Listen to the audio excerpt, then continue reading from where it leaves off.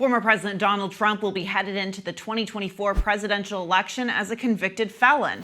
Trump, who is found guilty of 34 felony charges, will be sentenced July 11th, just 4 days before the Republican National Convention.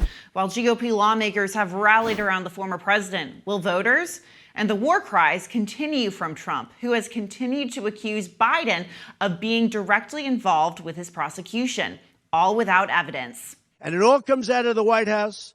Crooked Joe Biden, the worst president in the history of our country. Make no mistake about it. I'm here because of crooked Joe Biden. Biden stayed quiet during the trial, only speaking out after Trump's conviction. But let's wait and see how the president really feels about his political opponent's trial once he has an open mic during the first presidential debate, June 27th. It's time to go on the record with Scott Tranter, Director of Data Science from Decision Desk HQ. Scott, as always, thank you for being here. Let's get right into it. What impact is Trump's guilty verdict having on voters?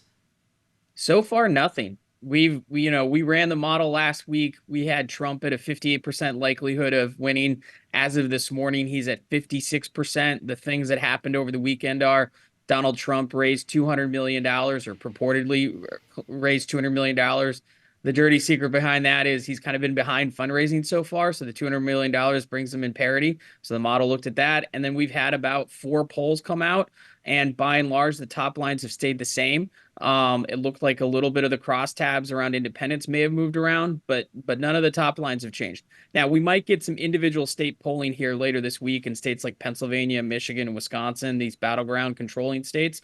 But right now, it doesn't look like the verdict has really changed any voters in any significant fashion. Yeah, that's what I'm most interested in, how this is going to play in the states that will ultimately decide the election. But I want to stick with some national level polling that we've seen so far. A Reuters poll found that 10% of Republicans said they were less likely to vote for Trump now that he has been found guilty, while 25% of independents said the same thing. Scott, is that 10% of Republicans saying they would be less likely to vote for Trump, is that going to cause a problem for him in the general?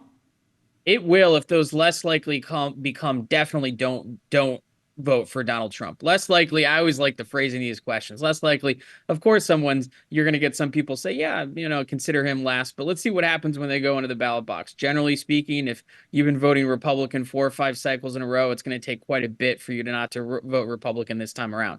But that is something to worry about. Look, we're looking at an election that's probably going to be decided by 5, maybe 6 figures worth of votes, so tens of thousands of votes. 10% of the Republican electorate in a state like Pennsylvania could be the difference in that state. Jury selection started in Hunter Biden's trial this week in Delaware. Scott, will this have any impact on voters at the ballot box, and how could this impact compare with that of the Trump trial? Yeah, look, the polling on it is tough, mostly because not a lot of pollsters, ask a lot of questions about the president's son, who has no official role in the White House. And obviously the Republicans in the House have pushed pretty hard to say that, there was some undue influence and things like that. But that's not what these trials are about. They're certainly a distraction. I'm sure they're not something that Hunter Biden or the Biden family wants to go through. But by and large, voters aren't really paying attention, and it's not really impacting their vote. But it makes for a lot of good news stories and flashy headlines. Yeah, he doesn't have an official role, but Biden very much embracing his son. We see Hunter Biden at the White House quite a bit. And First Lady Jill Biden was in Delaware for the start of those deliberations this week, so something to keep an eye on. Shifting gears, President Biden announced an executive order on the southern border. Is this being seen as too little too late? And is the hope to increase support in states like Arizona, which are very much impacted the most by the situation at the southern border? So your last question first. Absolutely. That's exactly what the executive order is. It's a play for voters. And, too little, too late. Some voters are going to look at that, right? The Republicans have been saying the president can do something at the border without legislation. And the president has basically been saying the last 6 months to a year, no, I need legislation. So the fact that he's come around to an executive order is pretty political. But we're in a political year. Something's better than nothing. I think that's what the Biden campaign's hoping to resonate with some of these independent voters. We'll see if it works or not. But it certainly is a political ploy to go after some of these state voters in states like Nevada and Arizona that are going to be crucial for President Biden winning re-election.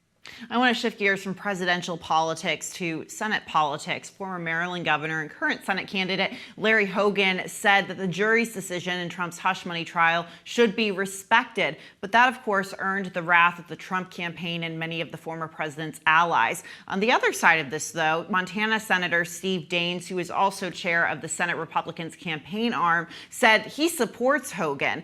Scott, how are Hogan and Republicans threading the needle on this verdict, while at the same time, threading the needle on other issues that sort of impact Maryland Republicans differently than in other states?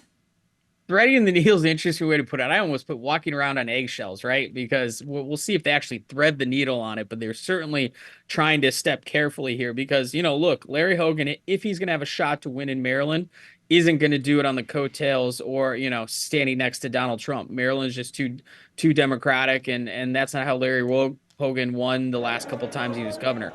Republicans more broadly, they want to take the Senate, and they probably don't need Larry Hogan's seat to do it, but never be too safe or having enough backups. And so I think that's where a lot of the issue is. We'll see, the Trump campaign. I saw that tweet just like you did, few minutes after Larry Hogan put out that statement. I didn't read it as attacking Trump. It was more support rule of law.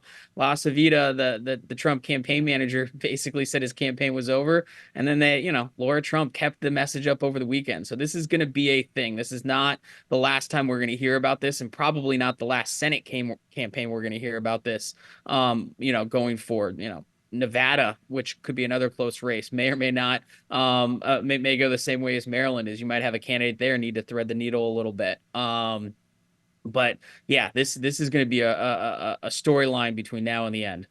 Sticking with the mid-Atlantic states, I wanted to get your take on Virginia, which Democrats have recently held on to in presidential elections, but Republicans have seen some victories, notably Governor Glenn Youngkin's election in 2021. Scott, a recent Roanoke College survey released last week found that Biden and former President Trump were tied at 42% in Virginia. How worried should Democrats be? And is this a sign that Biden's, weak nationally overall? Is Virginia sort of reflective of that?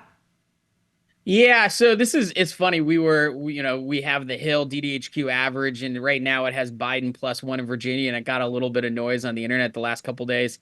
And, this is why we like the data. Look, the polling says right now that Joe Biden has a 1-point lead, but we look at the forecast model for whether or not Biden is going to win this fall. We still have it at Biden in the mid-70s chance of winning Virginia this fall. And so I think that's a better measure because that encompasses everything about Virginia, not just the polling. It encompasses the fundamentals, the fundraising, historical, and things like that. And so that's a long way of me saying is, look, the polls are close now, but that's probably not how it's going to be this fall. And we're going to see some of this separate.